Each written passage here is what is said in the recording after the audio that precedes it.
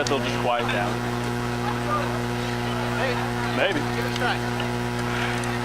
Hey y'all, we ready to start? Woo!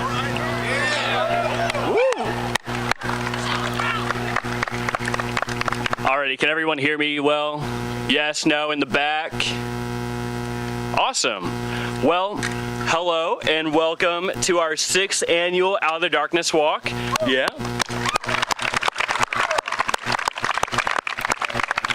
Many of you all know me, but my name is Johnny Zelenek. I am the overall chair for this year. And I just want to say first, thank you so much for joining us today. And thank you for any patience, for any technical difficulties or glitches that happen along the way. We're all learning new things, so just be patient with me. But as we are progressing our way throughout the pandemic, this of course has been a time of mere uncertainty. But it has also been a time that proves the importance of connectivity and community. Right now, it's more important than ever that we pay attention to ourselves and to others, checking in with your friends, your family, and finding ways to stay active during this odd time where we try to find normalcy. If you or someone you know is struggling, please remember these numbers and add them to your phones.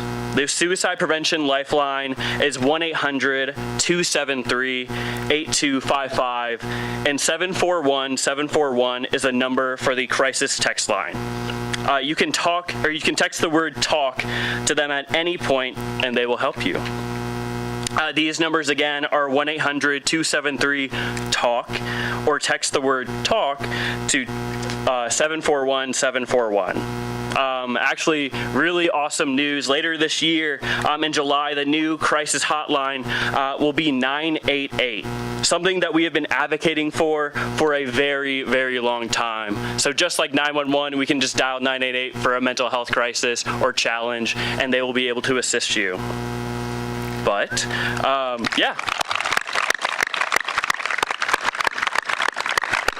And I know that AFSP has been doing so much work to get that crisis hotline changed to 988, so it makes it very easy and accessible for everyone.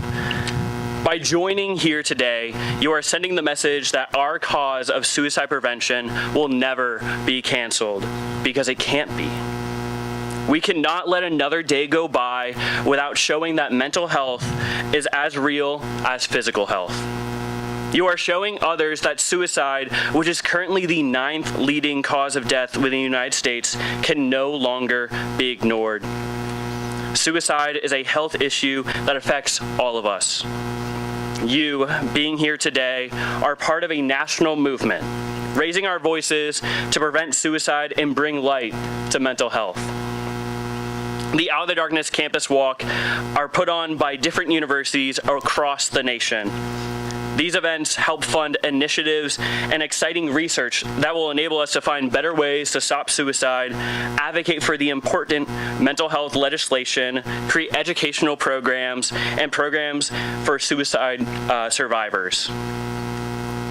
The funds you have raised today make it possible for the Kentucky chapter to bring the American Foundation for Suicide Prevention's program here at the University of Kentucky and the Lexington community. By doing so, you are creating a culture that is smart about mental health. You are letting others know that they are not alone in their struggle and or their loss. And you are making a difference by sitting here today. Welcome again.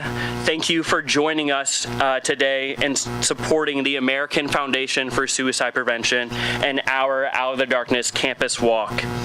Our mission to save lives and bring hope to those affected by suicide would not be possible without you. So, thank you. I'm going to introduce our, oh, yeah, you can clap, that's fine.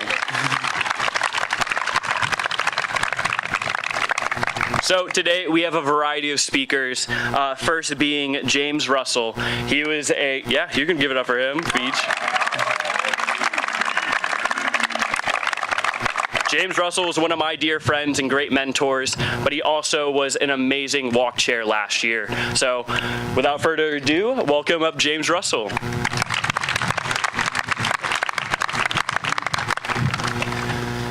How's everyone doing today? Woo. All right. I want to thank each and every one of you for being here today and for all of the efforts that you have put into fundraising and accomplishing this walk. For the team that has made this a reality and all of the different organizations that came together as one collective unity to advance this cause, this incredible cause on this campus. I appreciate it. And everyone here, it is such an incredible moment and institution that is really becoming, it's becoming a flagship at the University of Kentucky. 6 years ago, when this started, it was really thanks to Austin Douglas. He had vision, he had drive, and he started to make his dream a reality and bring everyone else in. With the support of AFSP and some other partners, we were able to make this a recurring institutional walk that you expect every single spring here, and we cannot let that mission ever stop. This campus, especially the demographics, young students, the stress, the pressure, we have to make sure that we are there for each other, we are supporting each other, and that we are always advocating and willing to be an ear, a shoulder, an arm, whatever our fellow peers need. Because of this walk, there are incredible fundraising resources that have been able to achieve great things through AFSP, such as changing the number to 988, which is very, very incredible. That's something that's been pushed for years, and to finally see that happen, it's a great stride, but we're just scratching the surface of what can be done. Through your support and being here today, you'll continue to open doors and open doors in the future of what's possible and what we can achieve in terms of suicide prevention and mental health awareness at the University of Kentucky. Thank you for being here. Thank you for everything that you've done so far. And let's make sure that this walk stays here for the next 100 years. Thank you.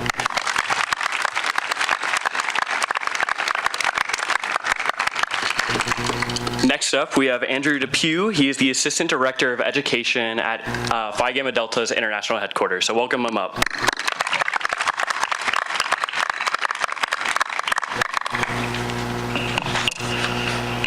This is the longest I've been outside in 2 years, so my heart is just, so I apologize for how awkward this already is.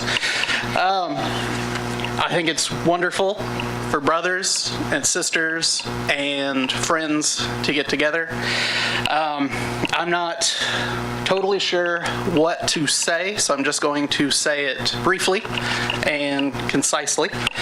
I've not been to an Out of Darkness walk. I've supported it. I've given money to it, but I haven't been to one. So instead I want to tell you about my friend Duke, who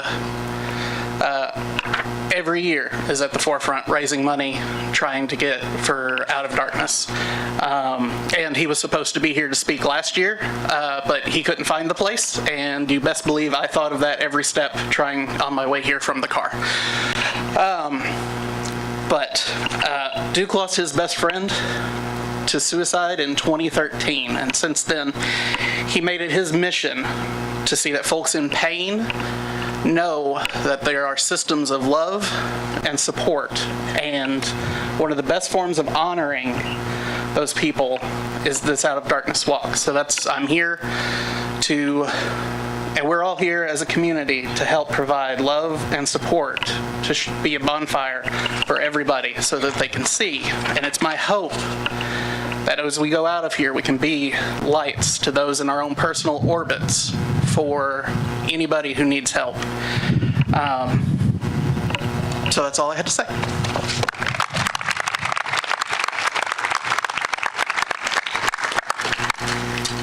Awesome. Also, everyone say hi to Scratch down here. Stand up, Scratch. Woo! I'm a big fan, so I just want to say that. Our next speaker is James Chapman. He is our chapter advisor for Phi Gamma Delta, so everyone welcome him up.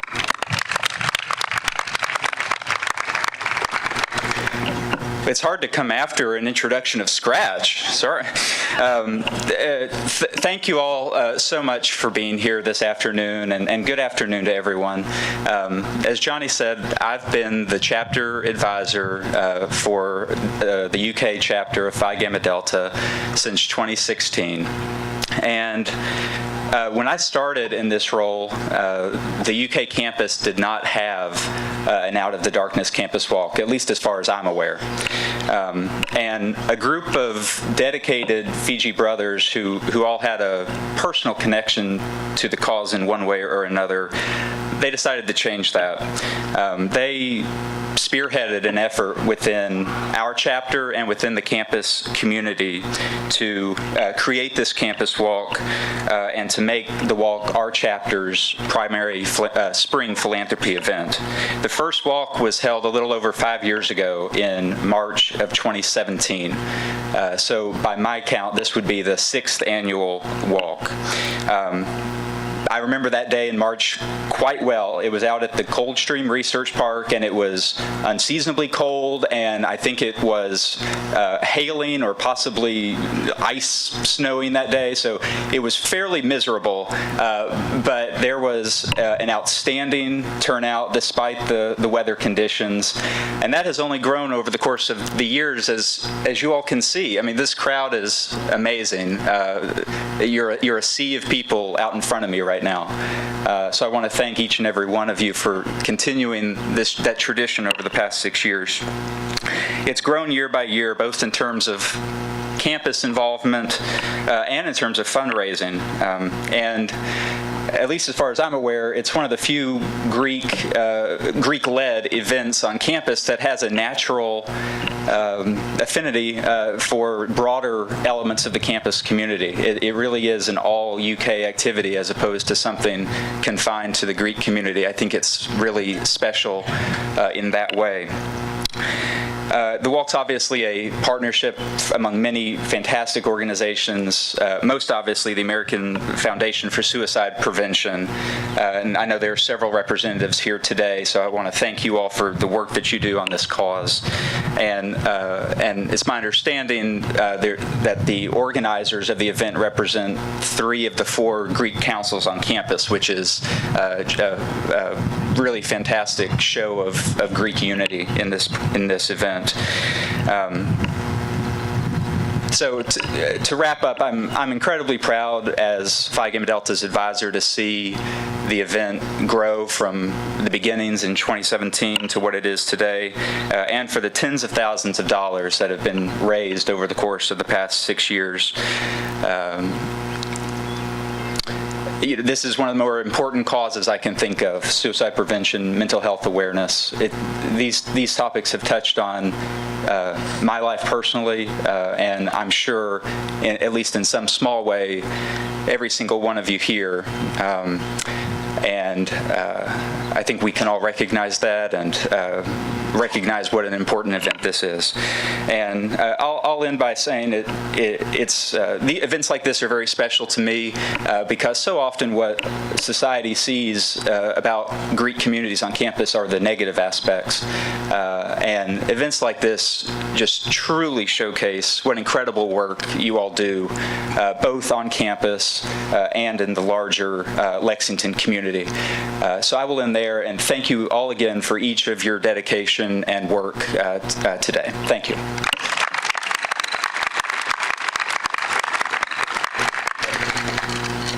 Alrighty, next we have Keon Gayumi. He is the American Foundation for Suicide Prevention's Kentucky chapter treasurer, so everyone welcome him up.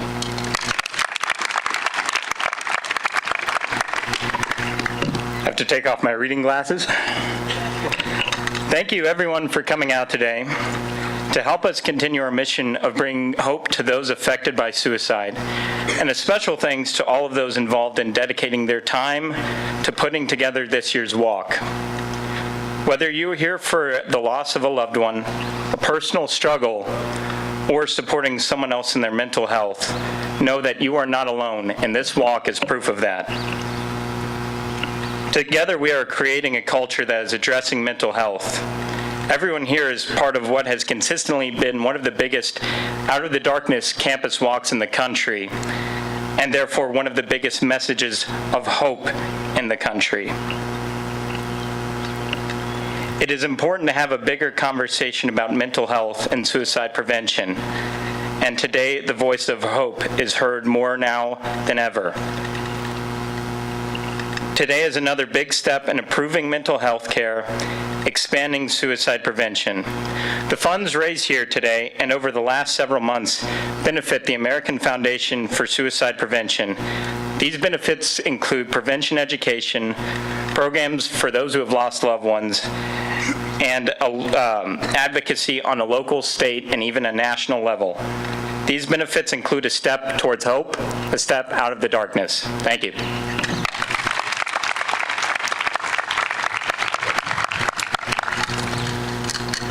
And last but certainly not least, we have Taylora from Ray of Sunshine. She's amazing. Get ready to laugh, get ready to cry, get ready to cheer. She's amazing. So everyone welcome her up.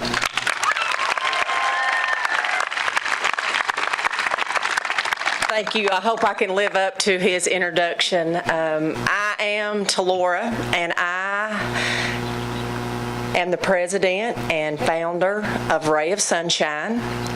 And I heard someone say, what does Ray stand for? My daughter's name was Taylor Ray Nolan. And so today I'd just like to share a little bit with you about Taylor as she was growing up, especially considering that her birthday was just this past Thursday.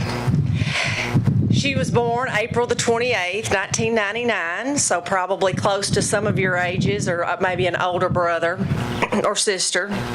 And she was actually born right here in Lexington, Kentucky. A beautiful little girl. By the time she was a year old, she already had blonde curly hair. Her first word was ball. Imagine that in Kentucky, right? If you're a Wildcat, ball's going to be your first word, correct? And so I say that her first word was ball, and she never stopped talking since. She actually, as a 4-year-old, came to the University of Kentucky's hospital, and that's where her baby brother was born. And so, again, a lot of University of Kentucky, and again, by that point, she had long blonde curly hair as a 4-year-old. Since it's her birthday week, I will talk about one birthday in particular that I love to share, and that is when she was 7. She said, "Mama, I don't want to have a princess birthday party. I don't want to have a Superman birthday party." She said, "I want to have a party with real china." She said, "I want to use Grandma's china." And that's what we did. And she dressed up and put on a dress and put a big bow in her hair and smiled, and it was so much fun. But the other thing you should know about Taylor is she had 3 brothers. So not only could Taylor put on a dress and smile and do all those kinds of things, she could do all those things that her brothers did, which was ride a 4-wheeler, drive a 4-wheeler, she could climb trees, go to the racetrack, do all those kinds of things. And one of her teachers in middle school asked her, had she ever seen The Wizard of Oz? I think it was The Wizard of Oz, but it was more of a girl kind of movie. And she said, "I've never seen that movie before." And she said, "What do you mean?" She said, "You don't understand. I live with a house full of boys." She said, "Now, if you want to ask me about Rocky or Rambo, I can tell you anything you want to know, but I don't know anything about that movie." So she was a very well-rounded little girl. Her brothers say she was a little bossy. She thought she was the mom. I said, "I'm the one doing the laundry, and I was the one in the hospital room. I'm the real mom, okay?" But she definitely took care of the household when I wasn't around. In high school, Taylor became very involved with something called Family Consumer Science. I'm not sure if you all are aware of that or know what that is, but basically it's an extracurricular club, very career-oriented. She tried several things in middle school: volleyball, band, cheerleading, the Beta Club, all those different kinds of things. Had lots of good experiences, but what she figured out is that she really loved leadership and she loved to talk. I don't know who she took that after. So she really enjoyed that and became involved quickly at both the local level, the regional level, and even at the state level. As a sophomore, Taylor actually ran for a state family consumer science office, and she actually was elected as first vice president. And she said to me, she said, "Mama, do you know how cool that is?" Well, I mean, I thought it was cool that she got elected, but she said, "Normally, you have to be a junior, and I'm first vice president, so next year, I will actually be a part of the banquet." And I said, "Baby, if anybody can do it, you can do it." And she really enjoyed that. And the story I tell about that the most is just the fact that she had so many opportunities, but she took advantage of her opportunities. And one was at Washington, D.C. She went to meet with Mitch McConnell, and she advocated for career and technical education. And the reason I was so proud of that is, one, well, she was there, and she was advocating for students just like you. But I was a school superintendent at the time. And so I spent my whole life as a teacher, as a principal, as a superintendent, advocating for more money. Because as you all know, just like the American Foundation for Suicide Prevention talked about, you have to have funding to make things happen. That's why this event is so important. It's so important that you all are advocating. And I was so proud of the fact that she was advocating for students, and she was only 16 years old. Now, at that time, I'm going to say that I was probably in my 40s, but you know, here I was doing my career, and she's doing that as a 16-year-old. Then she had to decide, as she finished up her high school career, where she was going to go to college. And I tell people, and I'm not joking, I think we basically toured the SEC. She actually was accepted at Mississippi, Alabama, all the schools. We toured several, UK, EKU, Louisville, all those good schools. But in the end, she decided she wanted to be a Wildcat. And when I go out and I present to students, I always put up this picture, and she's standing in front of her vehicle with her Wildcat on her shirt, and the Snapchat says, "Hagen Hall or bust." And what's so cool about that is her stepdad over here, he actually stayed in Hagen Hall back in the day, but they did not have Tempur-Pedic mattresses back then, okay? It was a lot different when we moved her in, but she was so excited. She moved here on UK's campus and quickly went through Rush and became involved, and she became a KO. And she kept me posted along the way, and she really loved that. And I always show a picture of bid day. Now, whether you're a KO or whether you're a Pike or whatever it is that you do on bid day, you all know what a big deal that is and how important that is. And I always advocate of how important it is to take something really huge and make it a little bit smaller, because that's your family. You all are here cheering this guy on behind us, right?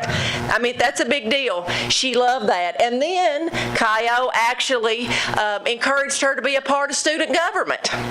And I can just tell you from a mother's point of view, we live in Springfield, Kentucky, so about 10,000 people there.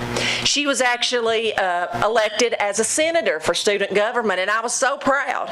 A little bitty girl from a little bitty small town comes to this big, big university, and she actually becomes a part of student government. So, so proud of her.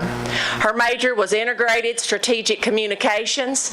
I said, "Taylor, what is that?" "That's a lot of fancy words." She said, "It's marketing, Mama."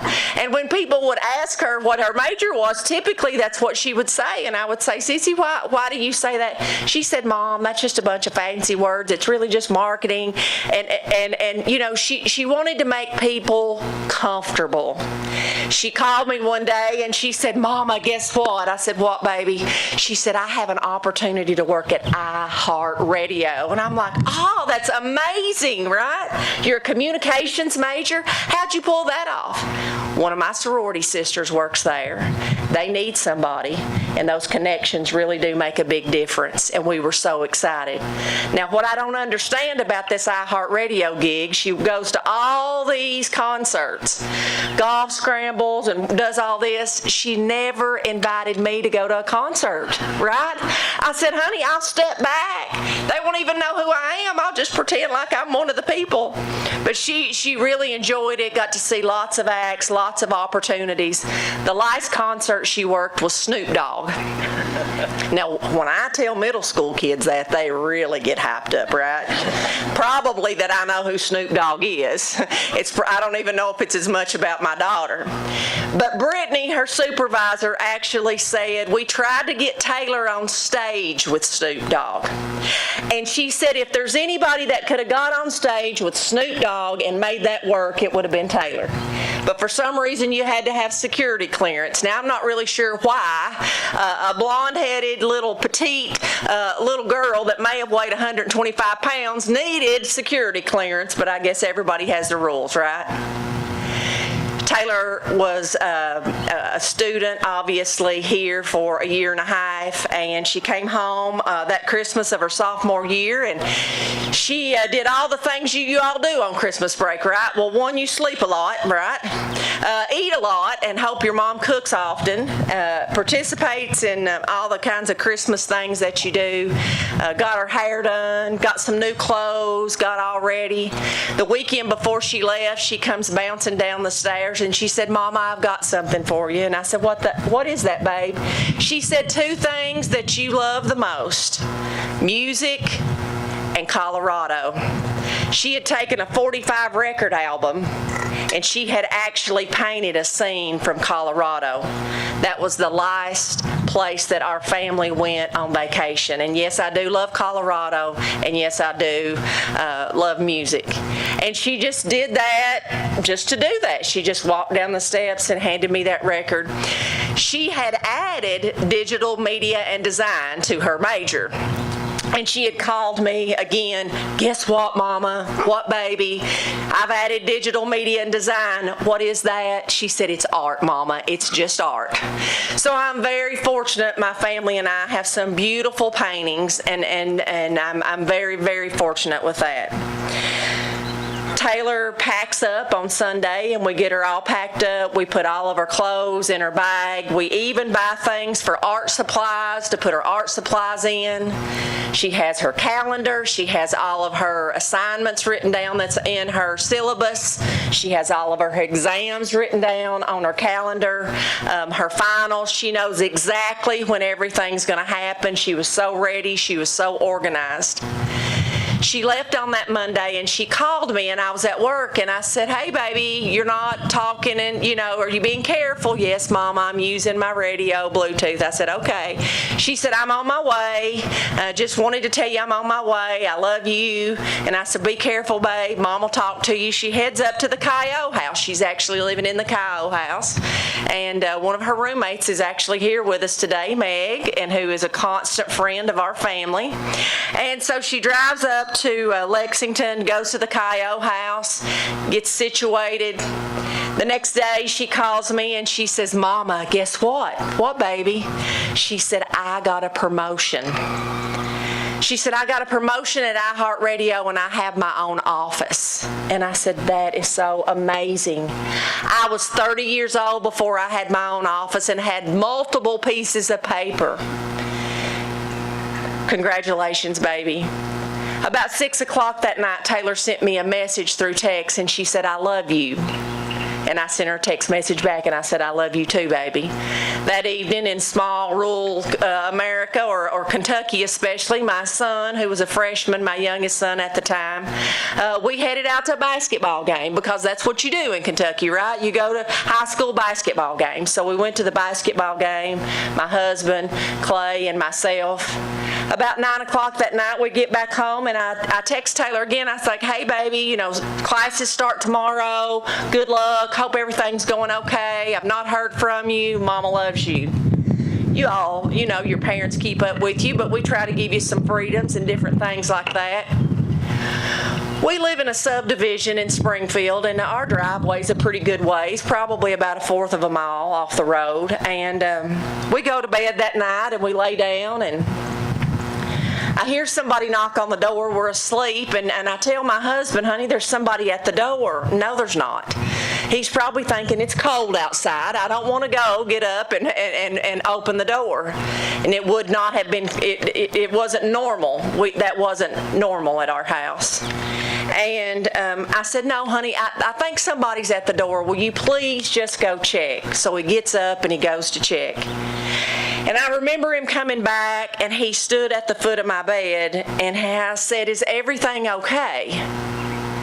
And he said, no, you need to come here. And I remember getting out of the bed, and I put my robe on, my gray robe, and I tie my robe. I walk out of my bedroom, and then I go to the foyer. And when I get to the foyer, it's still dark. There's no lights on. And there's a coroner and a sheriff's deputy standing in my foyer. And I know him. Again, it's a little bitty small town. And he said, Talora, I'm sorry to have to share this with you, but they found Taylor and she's taken her life. And I said, no, I don't believe you. No, there's no way. I just talked to her. She just texted me. She just got a promotion. There's no way. It can't be true. I said, I don't believe you. I don't believe you. You have to prove it to me. I don't believe you. And they said, Talora. And they convinced me. And I remember leaning up against the wall, just in shock. And he said, come on, we've got to sit down. And we sat down on the couch. And then the next words he said to me was, now who do we need to tell? On January the 8th, our life changed forever. That's the day Ray of Sunshine was born, but it changed forever. So not only did my world stop, and my husband's world stopped, then I had to start calling people to tell them that their world would never be the same again. So we called Will, one of our older sons, who was on the University of Kentucky's campus as well. Will traveled to EKU, where her brother was in Richmond. Will told Colton. And then they come home. Now it's still dark. I'm still sitting on the couch trying to figure out, I don't even remember how that worked. But when Colton came through the door, he said, Mama, where's Clay? I said, I can't do it. I didn't want to wake him up, because once I woke Clay up, his world would change forever. His life would never be the same again. So we told Will told Colton, and Colton told Clay, and then it started. And I can remember Colton sitting at the kitchen table, and our living room and kitchen and dining room table kind of all there together, and I can remember him calling my brother, who was in West Virginia working in the coal mines, and he said, Freddie, you've got to come home. Taylor's committed suicide. And I said, you've got to stop. You've got to go out. You've got to go to the garage. You've got to go someplace else. I cannot hear that word, because you all know the stigma associated with that word, right? We all know that. That's why we're sitting here today. That's why I'm standing up here today. Colton said, Mama, we got to do something. This can't be the last thing that we do. This cannot be the last story ever told about Taylor. We've got to do a foundation. We've got to do a scholarship. We've got to do something. I said, you've just got to be quiet. I could not function, but let me tell you something. My family's pretty persistent. He said, we got to do something. So we started out with, if any of you all were here, and I know some of you were at that funeral home in Springfield, or you were at the church in Clay County, Kentucky, because there were 1,000 people that came through that line. And we had books scattered all over, and we allowed people about Taylor to tell us her story, to help them, to help me. And we stood there and we talked to people over and over and over, and I heard so many things about Taylor, like she always smiled at me. She was the only person that smiled at me. She's the reason I passed biology. She's the reason I joined KO. later, I had a very dear friend of Taylor to tell me a couple months later, he told me, he said, do you realize that Taylor helped me make an appointment on this campus to see a therapist, and she walked me to my therapy appointment, she waited on me and walked me back. Over and over, when we were trying to figure this out, I said, what do you name a foundation when that is your only daughter? You see, when they told me that, I remember very vividly just almost laying in the floor grieving that I would never have an opportunity to buy a white wedding dress. I don't get to do that. And that's something that she and I dreamed about. So what name do you give a foundation when that is your only daughter?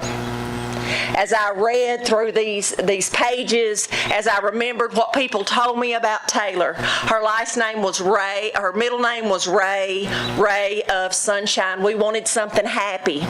We wanted to take something that we did not know anything about, but once we learned about, that we could make a difference.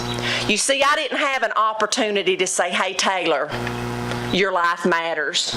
Your story matters. I didn't have that opportunity. No one called me. No one told me. But now that I know, and this has happened, now it's my opportunity and my family's opportunity, Kaio's opportunity, her friend's opportunity, your opportunity to make a difference.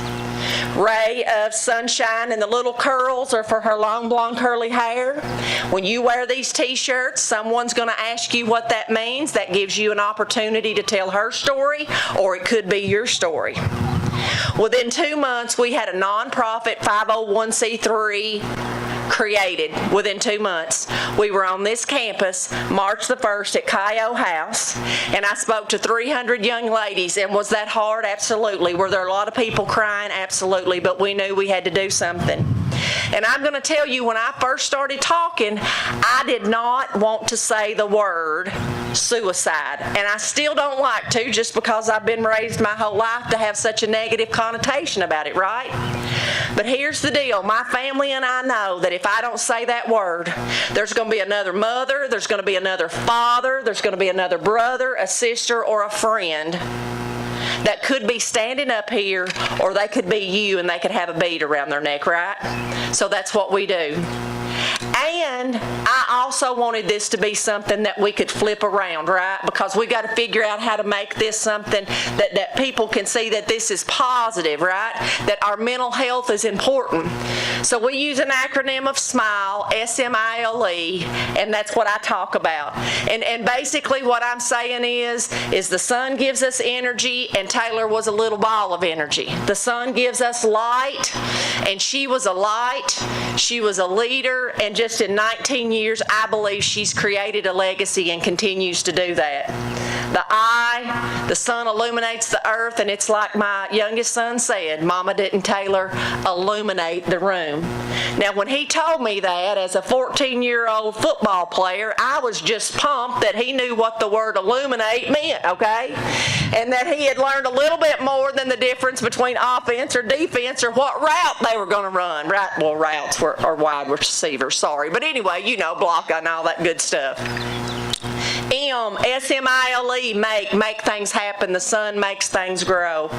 It's one thing to say that you believe in something, but it's another thing to put action behind that. And that's what you all are doing today. You're not just saying that mental health is important. You are fundraising for it. You are walking for it on a Saturday, the week before finals. That's a big deal. The S, I told Clay, you know, he was stuck with me. I tell people, my 2 big boys went back to college, and Clay was there with me. And I said, baby, what's that S going to stand for? It can't be smile, and it can't be sun. And he said, story, Mama. Don't we want to tell Taylor's story? And I said, absolutely. And that's what we've been doing for the past 3 years.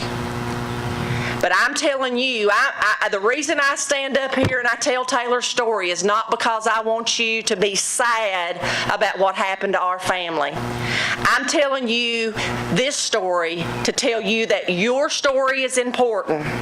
Your story's important, and that you can do things to impact other people's story, and it doesn't necessarily cost money. And that's with something as simple as a smile or a phone call. Now, I heard Johnny talk about the suicide prevention hotline number. Stop by our booth, pick up a bracelet. It's yellow, it's going to remind you of the sun, but on the inside of that bracelet is the suicide prevention hotline number. When I go speak at elementary, middle school, and high schools, I always ask the superintendent or the principal to buy one of these bracelets, because if those children have that bracelet around their wrist, they have instant access to a resource that maybe they don't have if they're not at school. In 3 years, but with all of your all's support, I want you to know that we've accomplished a lot of things. In 3 years, I've spoke to over 27,000 people and told Taylor's story, just like I'm telling you all. I've traveled over 11,000 miles. We have over 10,000 social media followers. And this is my 119th event, and we did that through COVID. And I'm really, really proud of that work. And I know that that work, hopefully, is going to save someone else from telling this story. I think it's very important as we walk today just to remember that this is a walk for hope. I title my conversations when I go out and talk, A Second Chance to Smile.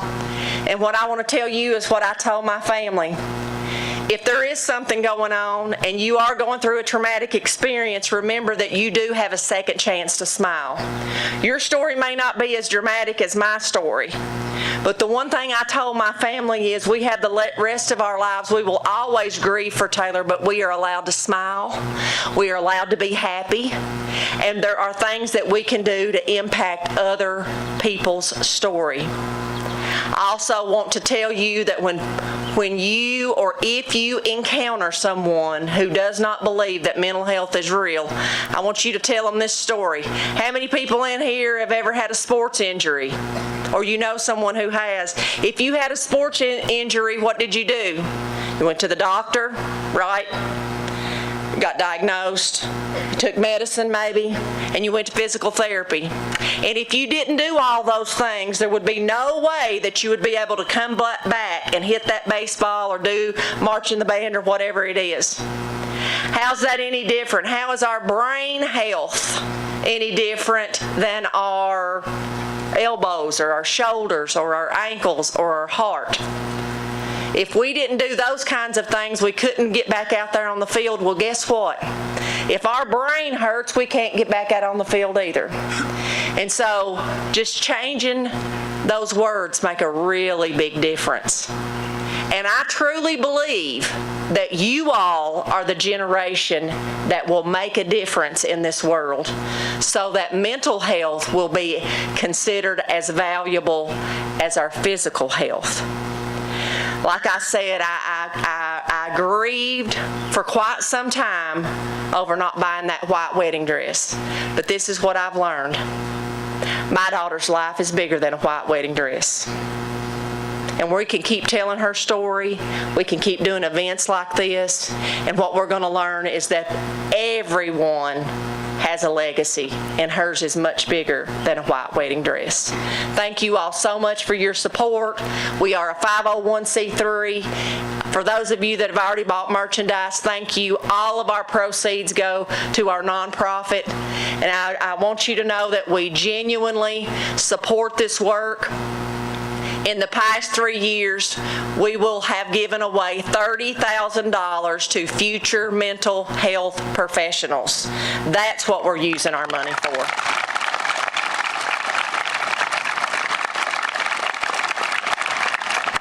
We've worked with the Senate and the House in Kentucky to make sure that suicide prevention hotline number is actually on the back of your student IDs. And we just continue to look for opportunities to take our story and turn that around so that everyone always has a second chance to smile. Thank you all so much.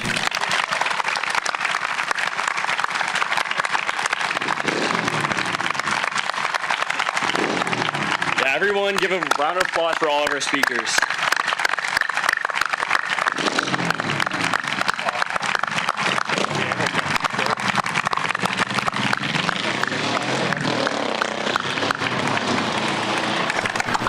Awesome, y'all. So I just have a few things. Well, one, that was awesome. Yeah, that was amazing. But just a few things totally off topic. We have water over here. We have also Alani new energy drinks that they donated.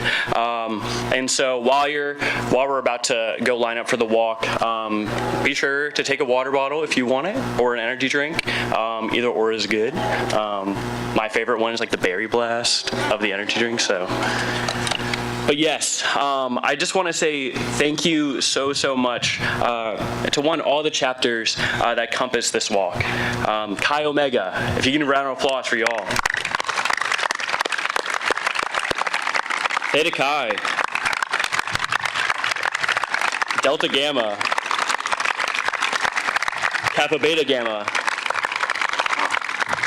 And my boys from Phi Gamma Delta. Woo!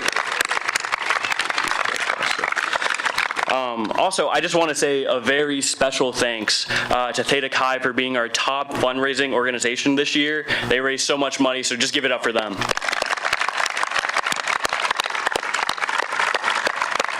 I also want to thank the Hub for being a sponsor for today's walk, and I want to thank the dog. And I want to say thank you to all the other organizations, both Greek and non-Greek, for being here today.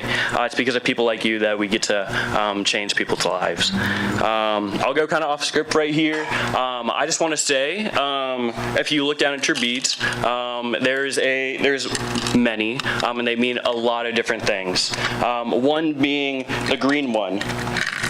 So the green one means that you have personally struggled or you have attempted suicide on yourself. And so I wear that every single day. I kind of go through a struggle of depression, anxiety. It is something that I am able to say in front of hundreds of people, and I think that you all should be able to too. If you have struggled with mental health challenges or suicidal ideation or suicidal thoughts, I just want you to know that you can be up here and you can see the light out of the, oh my gosh. Yes, you can see the light out of the darkness. But, yeah. My corny dad joke was what got you to clap. I think that's so funny. But yes, just because you have depression or just because you go through suicidal thoughts, that does not make you any different than anyone else. It makes you the same. So if you're going through a struggle, don't fail to reach out to others. This year, it was very tough for me. I had to reach out to a few of my friends and say, hey, this is what I'm going through. I really need your support. And that support is what is keeping me here today. With that, I just wanted to share that. Don't be afraid to say that out loud. Reclaim it as strength and power. So, yes, every year, suicide claims more lives than war, murder, and natural disasters combined. And yet suicide prevention does not get anywhere near the funding given to the other leading causes of death. It is up to us, it is up to events like the Out of the Darkness Walk to make a difference. Together, we can reduce the stigma behind mental health and put a stop to this tragic loss of life. And the mission that we're all here for today does not end here. You can donate your money, you can participate in the walk, but I need you to be lights in this community and all the communities that you will be a part of for the rest of your life. I need you to check up on your friends, your family, your classmates, even the classmate that sits by you that you don't know their name. I need you to check up on your professors, anyone. It doesn't matter if it's awkward. It is now your mission to do and take on AFSP's mission. Your duty and mission is to save lives and bring hope to those affected by suicide and mental health. I need you all, and I strongly need you all, to be the light in the darkness. By doing this, maybe one day we will see a world without suicide. So thank you. And that's all I have. We have one thing, so if you've seen this guy over here, this is Stefan. So he's been recording for us, so everyone wave at Stefan. Now let's do it for the camera. Yeah, so right now we are all gonna say walk with us. So let's try that on 3. We got 1, 2, 3, and walk. Yeah, well, we're gonna practice it right now. Really loud, all right? So we're gonna practice it right now. So 1, 2, 3. It can be so much better, y'all. So on 3, 1, 2, 3. And cheer afterwards this time, okay? Big cheer. All right, ready? All right, 1, 2, 3.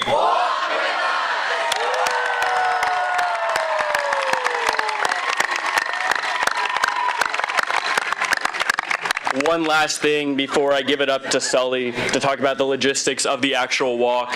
By being part here today, you are part of one of the largest Out of the Darkness campus walks around the nation. It's a top 10, yeah. Each year, we have grown in numbers in terms of participants, and this year, I've been telling this to everyone, I did not know what to expect. So freshman year, it was online. Sophomore year, we only allowed 100 people to be here. And so I didn't really know what it was gonna look like until I look out right now, and there's hundreds of people devoted to this cause. And I just wanna say thank you so much. I see so many of my friends here, and so I implore you all to just be the light in the darkness and to be that ounce of hope for people that need it, kind of like me. Without people like over here, all my friends, I probably would not be here today. So everyone, give it up for yourselves, and I'll hand it over to Sully.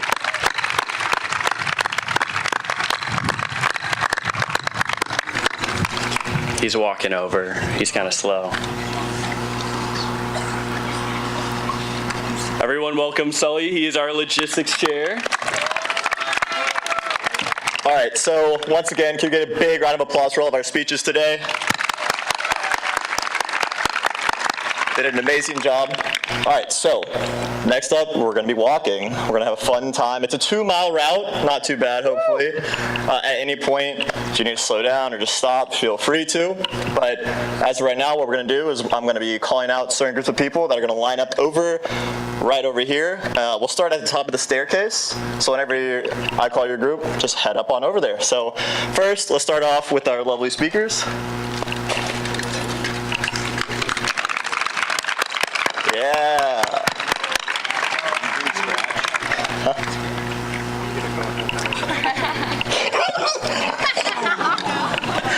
Also, can we get Scratch up on over there along with our speakers? All right, next up, can I get all the lovely families and volunteers that are not a part of a chapter to head on over there?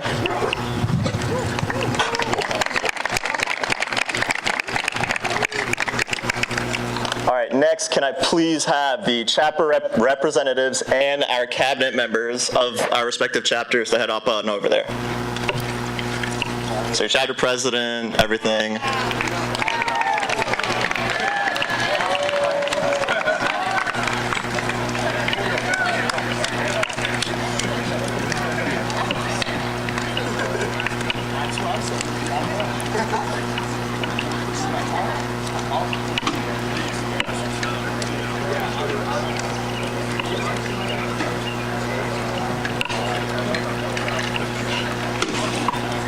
All right, now we're going to start with our chapters. There are a large number of you, so just file on up on over there carefully.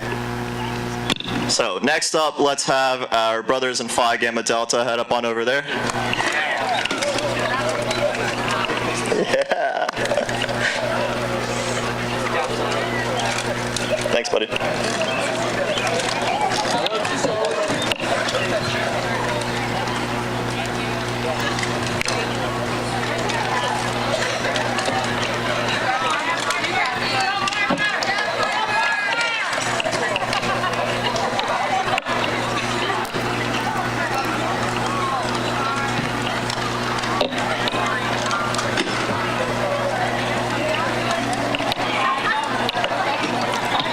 All right, next let's have our lovely chapter Chi Omega heading up on over there.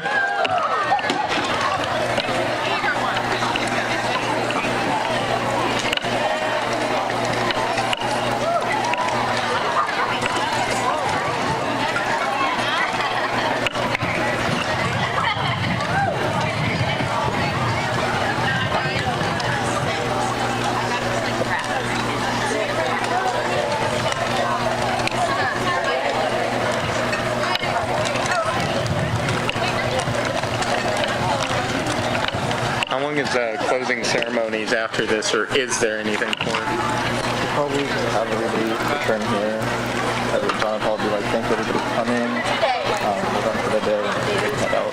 Because we're trying to figure out if we should go and close up shop. I would probably do that now. Once everybody Yeah. Okay.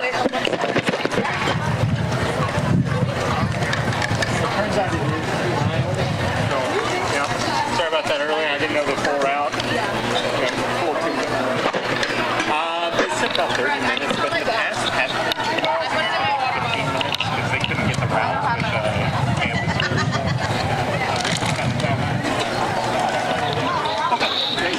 campus. Can I have the lovely chapter Delta Gamma head up on over there?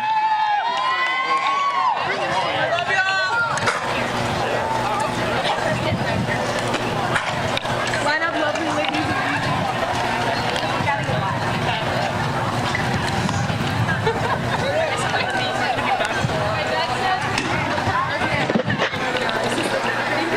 Can I have my Kappa Beta Gamma chapter head up on over there as well?